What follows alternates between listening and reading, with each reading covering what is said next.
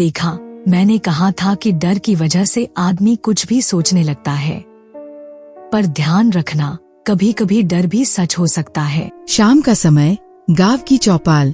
रामू और बीरू बातें कर रहे हैं। अरे बीरू, कल रात फिर से वो बगिया के पास वाली सड़क पर कुछ अजीब हुआ।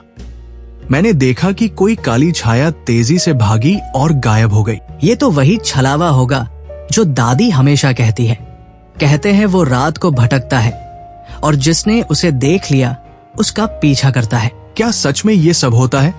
मुझे तो लगता है कि ये बस कहानियां हैं। मुझे नहीं पता, पर कल रात गडरिया हरिया कह रहा था कि उसने भी किसी को देखा। घर में रामू और सुमन दादी के पास है। दादी, ये छलावे की कहानी क्या है? अरे बच्चा, ये कहानी तो बहुत पुरानी है। कहते हैं कि कई साल पहले एक औरत इस गांव में आई थी। उसे लोग पराया मानकर तिरस्कार करते थे। एक दिन गुस्से में उसने श्राप दे दिया कि वो सबको डराएगी। दादी, ये तो बस डराने की बातें हैं।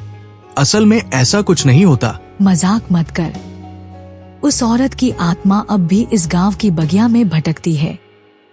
रात को वहां मत जाना। रात का समय, रामू और बीरू बगिया के पास जाने का साहस जुटाते हैं। रामू, मुझे तो लगता है कि हमें वापस चले जाना चाहिए। डरने की जरूरत नहीं है।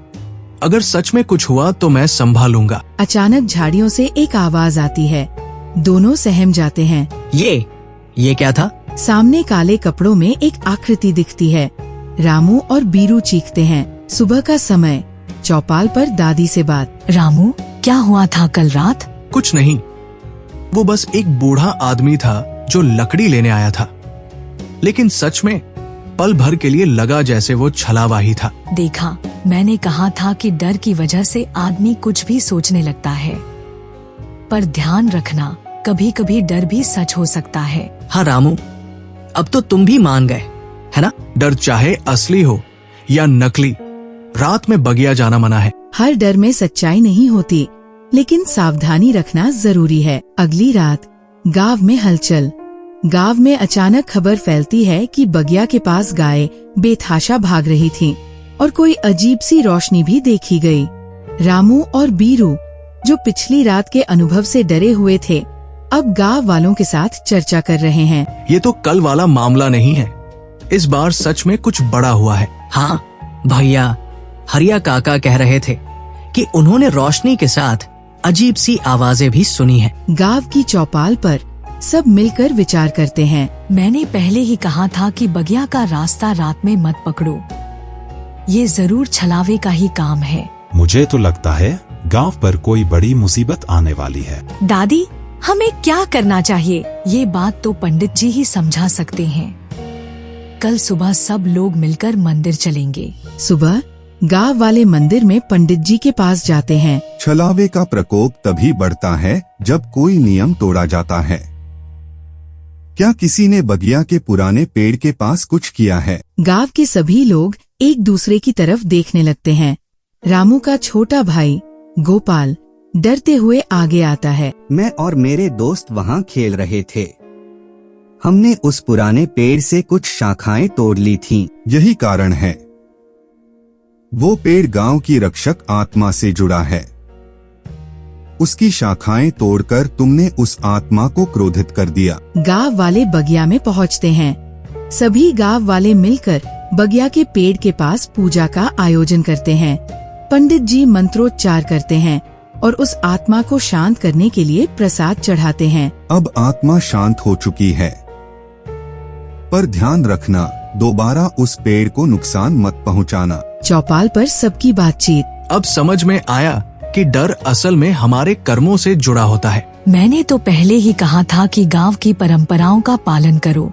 और रामू, अब तो रात में वहाँ जाने की हिम्मत भी नहीं करेगा। बिल्कुल नहीं। अब समझ में आ गया कि गांव की बातें बस कहानियां नहीं, बल्कि सीख भी होती है। पुरानी परंपराओं और प्रकृति का सम्मान करना जरूरी है। जो डर हमें सिखाने के लिए आता है, वो हमारी भलाई के लिए होता है। कुछ दिनों बाद एक नई घटना। गांव में शांति लौट आई थी, लेकिन एक रात अचानक फिर हलचल मच गई। हरिया काका की बेटी गीता देर शाम बगिया के पास से लौटते समय बेहोश हो गई। उसे घर लाया गया, लेकिन होश में आने के बाद उसने जो बताया वह और भी डरावना था। मैंने एक औरत को देखा।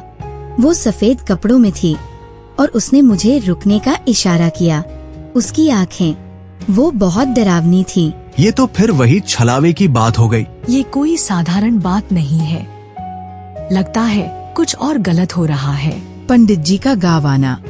पंडित जी को फिर से बुलाया गया। वे बगिया में जांच के लिए गए और लौटकर बोले, ये केवल रक्षक आत्मा की बात नहीं है। इस बार कोई बाहरी दुष्ट आत्मा यहाँ आ गई है। इसे रोकने के लिए हवन करना होगा और पूरे गांव को मिलकर इसमें भाग लेना होगा। तो देर किस बात की? कल ही हवन करेंगे। हवन की तैयारी। अगले दिन गांव वाले मिलकर हवन की तैयारी करते हैं। सभी बगिया के पास इकट्ठा होते हैं। हवन शुरू होता है और धीरे धीरे अजीब घटनाएं घटने लगती है। हवा तेज चलने लगती है, पेड़ झूमने लगते हैं और हवन की अग्नि बार बार कम हो रही थी। आत्मा, अगर तू यहाँ है तो हमें संकेत दे। तभी एक काली छाया हवन के पास प्रकट होती है। गांव वाले डरकर पीछे हट जाते हैं। ये आत्मा केवल डराने के लिए आई है। हमें इसे समझाना होगा कि हम गांव की रक्षा करना चाहते हैं। ठीक है बेटा, पर ध्यान रखना, इसे चुनौती मत देना। जो भी तू है, ये गांव तुझे नुकसान नहीं पहुंचाएगा, पर अगर तूने किसी को हानि पहुंचाई तो हम सब मिलकर तुझे रोकेंगे। आत्मा थोड़ी देर चुप रहती है, फिर धीरे धीरे काली छाया गायब हो जाती है। अंत में शांति। हवन के बाद पंडित जी बताते हैं कि आत्मा ने गांव छोड़ दिया है। अब गांव सुरक्षित है, लेकिन याद रखना, प्रकृति और परंपरा का सम्मान करना सबसे जरूरी है। देखा रामू, साहस और एकता से बड़ी कोई ताकत नहीं होती। हाँ दादी, अब समझ में आ गया। डर से भागने के बजाय उसका सामना करना चाहिए। साहस, एकता और सही कर्मों से सबसे बड़े डर को भी हराया जा सकता है। चाहे कोई परिस्थिति कैसी भी हो, डर के आगे झुकना नहीं चाहिए। मेरे परिवार ने मुझे इस हवेली में बंद कर दिया और मेरे गहने और दौलत के लिए मुझे जला दिया। मेरे गहने हवेली के नीचे दफन हैं। जब तक वे गहने मेरी चिता के साथ नहीं जलाए जाएंगे, मैं यहाँ भटकती रहूंगी। गांव की पुरानी हवेली। गांव के बाहरी इलाके में एक पुरानी हवेली थी जो सुनसान और डरावनी मानी जाती थी। लोग कहते थे कि वहाँ रात को अजीब अजीब आवाजें आती है। किसी ने वहाँ रोशनी टिमटिमाते हुए भी देखी थी। तीनों दोस्तों अर्जुन, रोहित और नेहा को डरावनी कहानियों में दिलचस्पी थी। उन्होंने तय किया कि वे उस हवेली में जाकर सच्चाई का पता लगाएंगे। क्या तुम लोग सच में वहाँ जाना चाहते हो? मैंने सुना है कि जिसने भी उस हवेली में कदम रखा वो कभी लौटकर नहीं आया। अरे ये सब बेकार की बातें हैं, कोई भूत-वूत नहीं होता। चलो सच्चाई का पता लगाते हैं। नेहा, अगर तुम्हें डर लग रहा है तो तुम रुक सकती हो, लेकिन हमें जाना चाहिए। ये मौका बार बार नहीं मिलेगा। हवेली के अंदर रात के समय तीनों दोस्त टॉर्च और कैमरा लेकर हवेली में पहुँचे। हवेली में कदम रखते ही वहाँ की ठंडी हवा और सन्नाटा उनके रोंगटे खड़े कर रहे थे। ये जगह सच में डरावनी है। यहाँ सब कुछ ऐसा लगता है जैसे किसी ने इसे सालों से छुआ तक न हो। चुप रहो, अगर तुम डरती रहोगी तो कुछ नहीं कर पाएंगे। शांत रहो, चलो ऊपर चलते हैं, शायद हमें कुछ मिलेगा। जैसे ही वे ऊपर की सीढ़ियाँ चढ़ने लगे, अचानक एक दरवाजा खुद ब खुद बंद हो गया।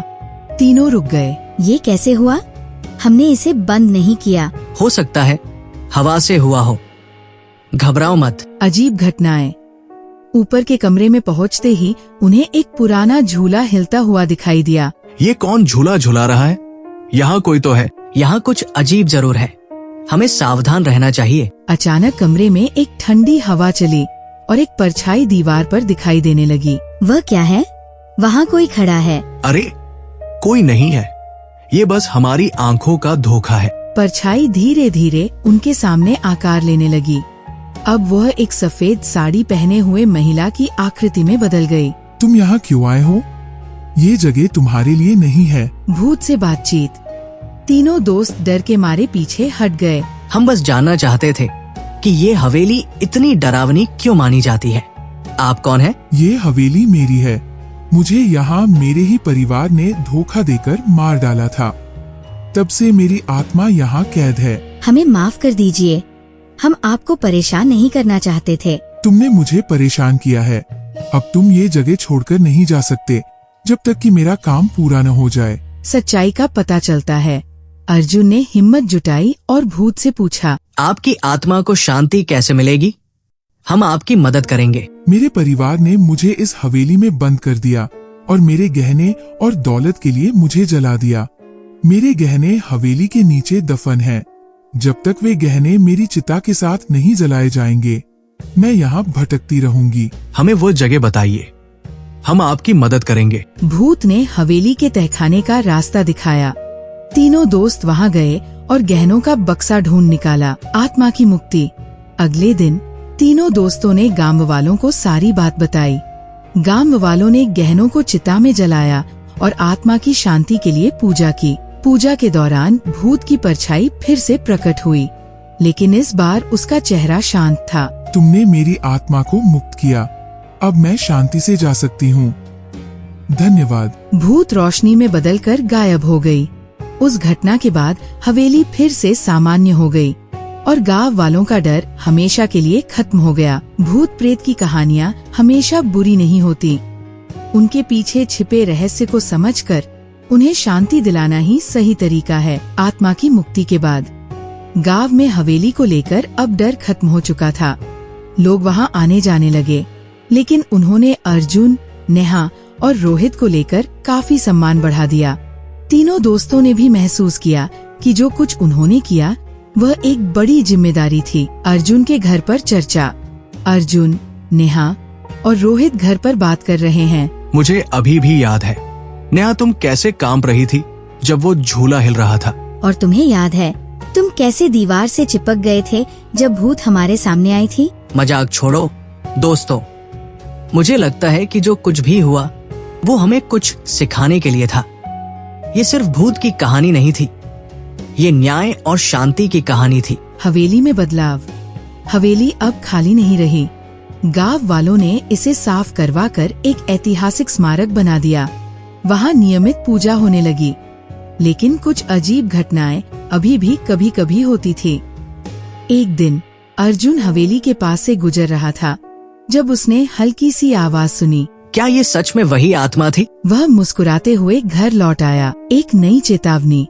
कुछ हफ्तों बाद गांव के सरपंच अर्जुन, नेहा और रोहित को बुलाते हैं। बच्चों, तुमने हमें एक बड़ी मुसीबत से बचाया था, लेकिन अब एक नई समस्या सामने आ रही है। कुछ लोगों ने हवेली के पास अजीब घटनाओं की सूचना दी है। क्या तुम लोग फिर से हमारी मदद करोगे? क्या फिर से भूत? शायद इस बार कुछ और होगा। चलो इसे भी सुलझा लेते हैं। हम तैयार हैं, लेकिन इस बार हमें ज्यादा सावधान रहना होगा। एक नई यात्रा की शुरुआत। तीनों दोस्तों ने फिर से हवेली का रुख किया। वहां पहुंचने पर उन्होंने महसूस किया कि इस बार माहौल अलग था।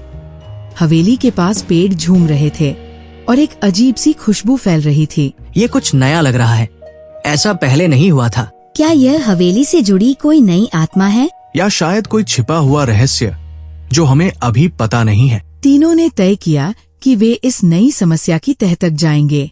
इस बार वे जानते थे कि ये एक और चुनौती होगी, लेकिन उन्होंने ठान लिया था कि सच का सामना करेंगे। अर्जुन, नेहा और रोहित की साहसिक यात्राएं यही खत्म नहीं हुई। हवेली के पीछे के रहस्यों ने उन्हें नई चुनौतियों का सामना करने के लिए प्रेरित किया। ये सिर्फ शुरुआत थी। क्या होगा आगे? हवेली का हर कोना एक नया रहस्य छिपाए था। गांव का खौफनाक माहौल। हवेली में आत्मा की मुक्ति के बाद गांव में कुछ समय तक शांति रही, लेकिन अचानक गांव वालों ने फिर से अजीब घटनाओं की शिकायतें करनी शुरू कर दी। रात में कुछ लोगों ने झाड़ियों के पास एक नीली हरी रोशनी देखी। कुछ का कहना था कि किसी अजीब आकृति ने उन्हें बुलाया और फिर गायब हो गई। इस बार डर सिर्फ हवेली तक सीमित नहीं था, गांव का हर कोना डरावना लगने लगा। पंचायत में चर्चा। गांव के बीच में पंचायत लगी हुई है। सरपंच और सभी गांव वाले अर्जुन, नेहा और रोहित से मदद मांग रहे हैं। बच्चों, अब गांव में जो हो रहा है वह पहले से भी ज्यादा खतरनाक है। यह छलावा लगता है। लोग इसे बदलने वाला भूत कहते हैं, जो अलग अलग रूप धारण कर सकता है। रात को मैंने देखा कि मेरी पत्नी मुझे बुला रही है, लेकिन जब मैं पास गया तो वो कोई और निकला। छलावा मेरा मजाक उड़ा रहा था। क्या ये सच में छलावा है? मैंने सुना है कि छलावा कभी किसी को जिंदा नहीं छोड़ता। हम इसकी सच्चाई का पता लगाएंगे। हमें बस बताएं कि सबसे ज्यादा घटनाएं कहाँ हो रही है। यह आत्माओं का बसेरा है। गोकुल को बचाना आसान नहीं होगा। इस पेड़ में एक पुरानी चुड़ैल की आत्मा कैद है। एक सुनसान गांव की कच्ची सड़क। रात का समय, हल्की बारिश हो रही है और ठंडी हवा बह रही है। गांव के 4 दोस्त रामू, श्यामू, गोकुल और काशी रात के खाने के बाद जंगल के पास वाली पुरानी हवेली के बारे में बातें करते हुए बरगद के पेड़ के नीचे आ पहुँचे। भाई, इस पेड़ के पास आने की गलती तो नहीं कर दी? दादी कहती थी ये बरगद शापित है, यहाँ रात को कोई आता जाता नहीं। अरे रामू, तू भी दादी की बातों में आ गया। ये सब गांव के बड़े बुजुर्गों की बनाई कहानियां हैं, हमें डराने के लिए। लेकिन सुना है पिछले साल इस पेड़ के पास से गुजरने वाला गोपाल गायब हो गया था। आज तक उसका कुछ पता नहीं चला। हाँ, और दादी कहती थी कि इस पेड़ के नीचे चुड़ैल रहती है। आधी रात को जो यहाँ रुके वो कभी घर वापस नहीं लौटता। मुझे लग रहा है हमें यहाँ से चलना चाहिए। बारिश भी तेज हो रही है। पास में बिजली कड़कती है और अचानक एक सफेद साया पेड़ के पास दिखाई देता है। चारों दोस्त सहम कर एक दूसरे के करीब खड़े हो जाते हैं। ये क्या था? शायद हमने कुछ गलत देख लिया। चुप रहो। आवाज आई। पेड़ से किसी महिला के रोने की आवाज आती है। चारों की सांसें थम जाती हैं। मैंने सुना था इस पेड़ के नीचे एक औरत ने अपने बच्चे के साथ आत्महत्या कर ली थी। वो बच्चा अभी भी उसकी गोद में रहता है। चुप, ऐसे मत बोल। अचानक एक ठंडी हवा का झोंका आता है और चारों के पैरों के नीचे सूखी पत्तियां चरमराने लगती है।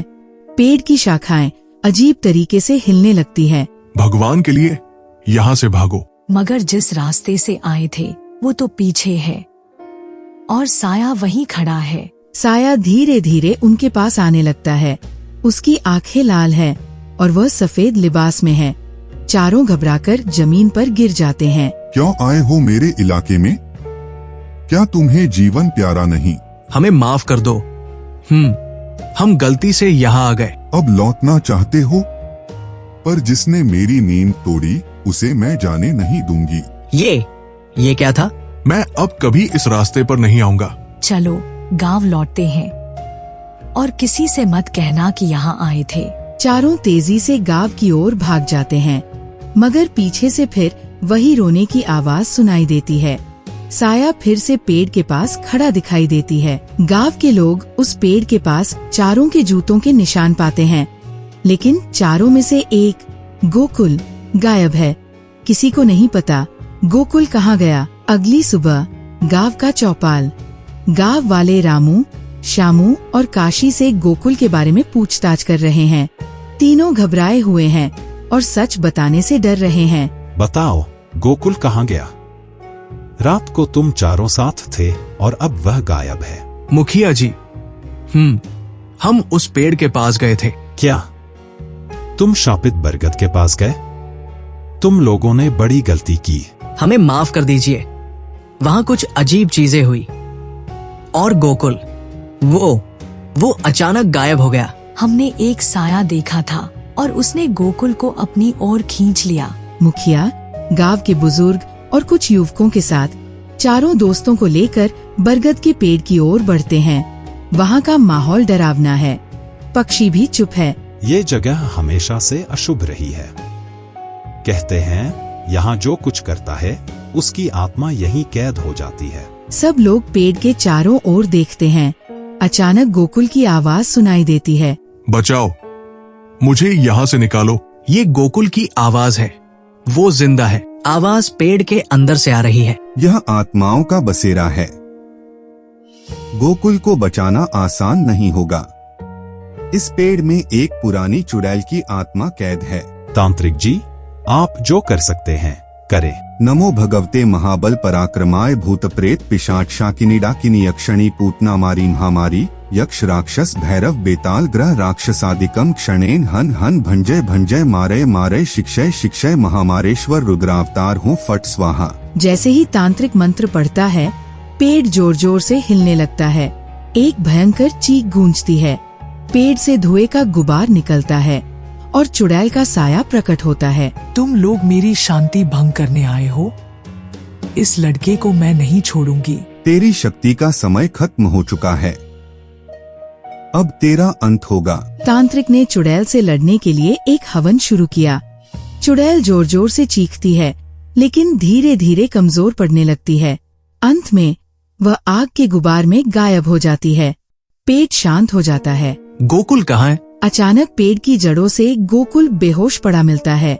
तांत्रिक उसे बाहर निकालता है। ये तो चमत्कार है कि गोकुल जिंदा बच गया। उस चुड़ैल ने मुझे कैद कर लिया था।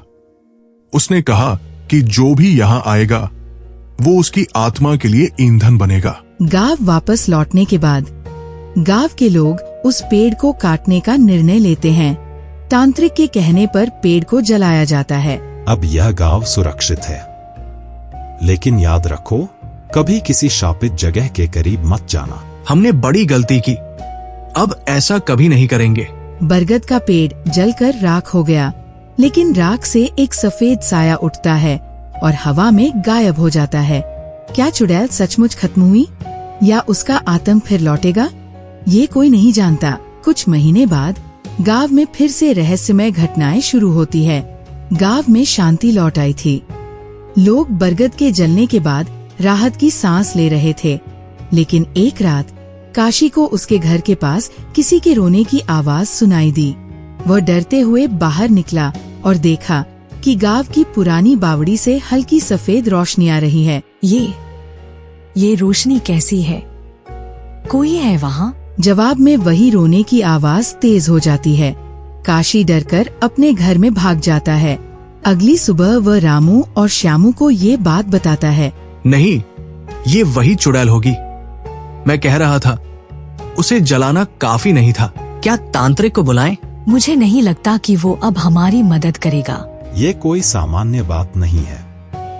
लगता है कि उस चुड़ैल की आत्मा अब बावड़ी में बस गई है। हमें इस समस्या का समाधान करना होगा। मुखिया गांव के एक और शक्तिशाली तांत्रिक को बुलाता है, जिसे इन चीजों से निपटने का अनुभव है। तांत्रिक का नाम आचार्य नंद है। आचार्य नंद गांव में आते हैं। वे तुरंत समझ जाते हैं कि बावड़ी अब अंधेरे शक्तियों का गढ़ बन चुकी है। ये आत्मा पूरी तरह खत्म नहीं हुई थी। आपने जो किया उससे ये और अधिक शक्तिशाली हो गई है। अब इसे रोकना मुश्किल होगा। तो अब क्या करें?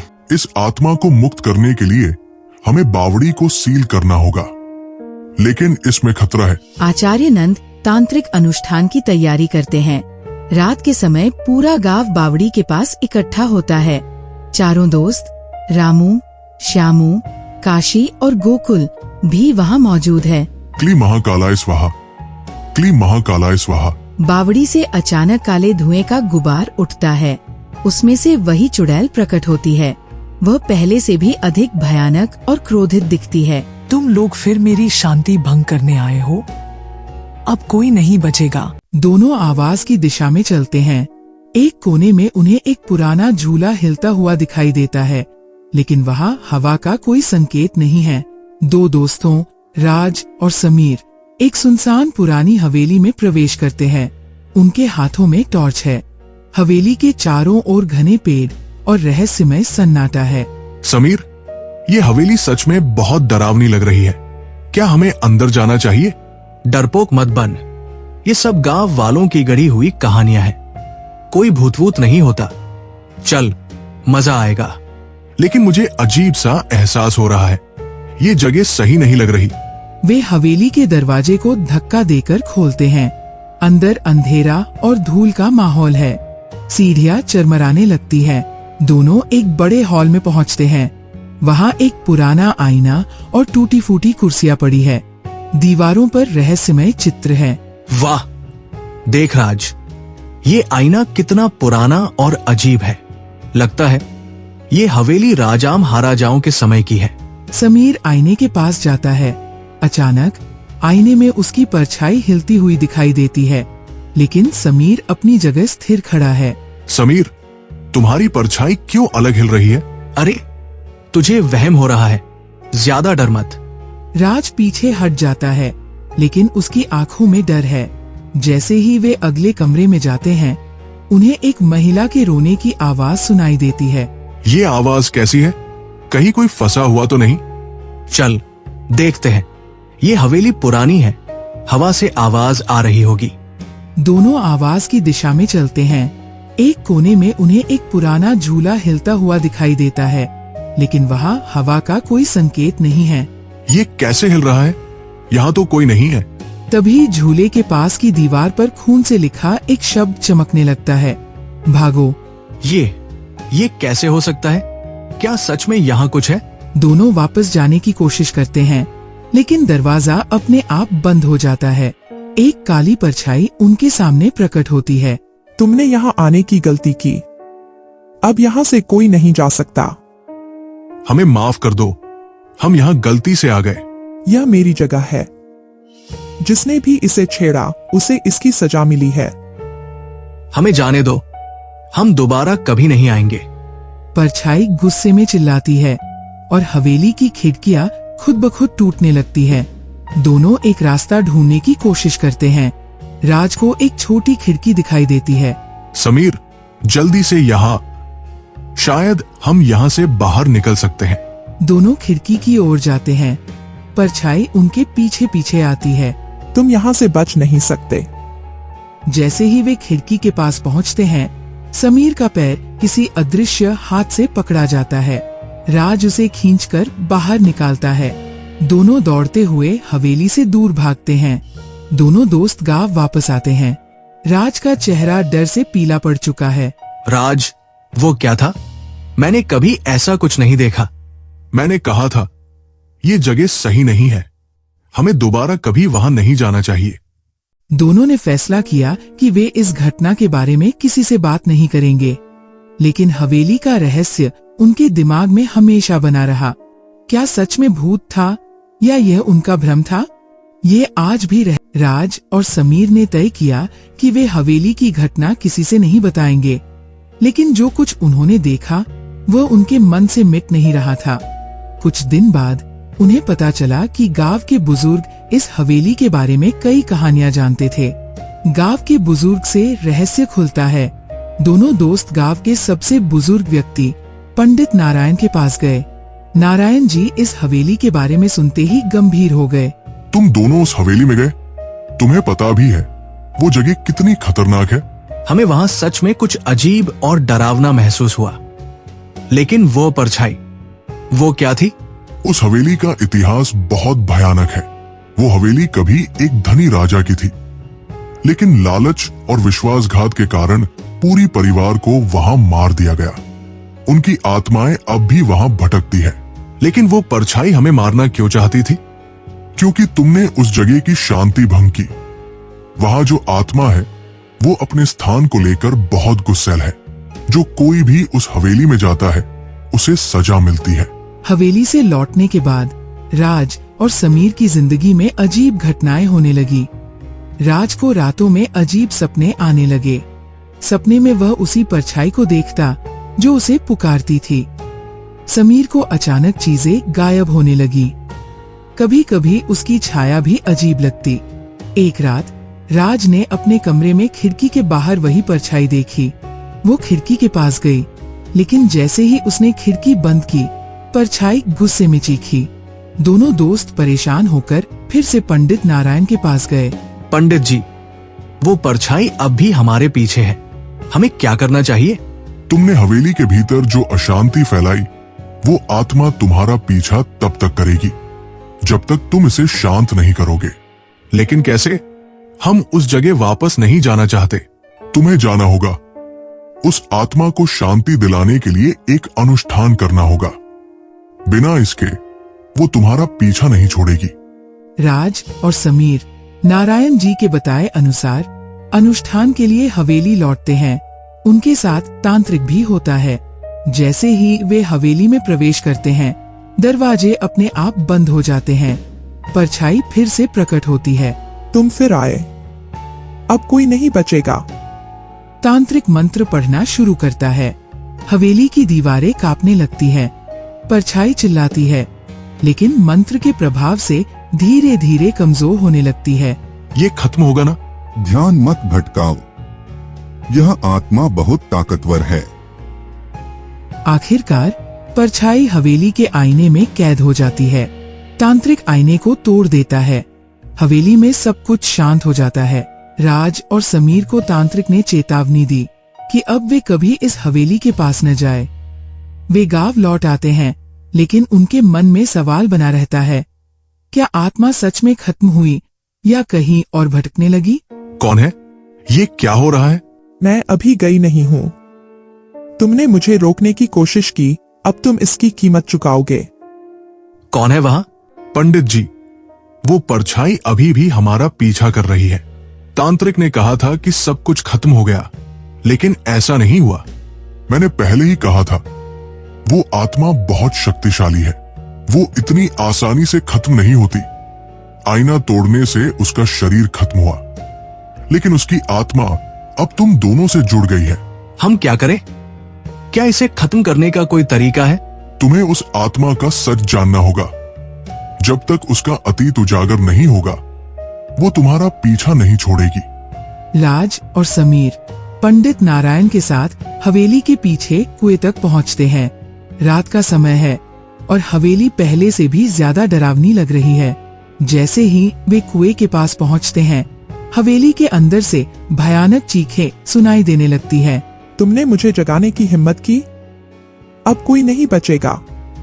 परछाई हवेली के चारों ओर से अंधकार फैलाने लगती है। नारायण जी मंत्र जोर से पढ़ने लगते हैं। राज, जल्दी करो, रस्सी खींचो।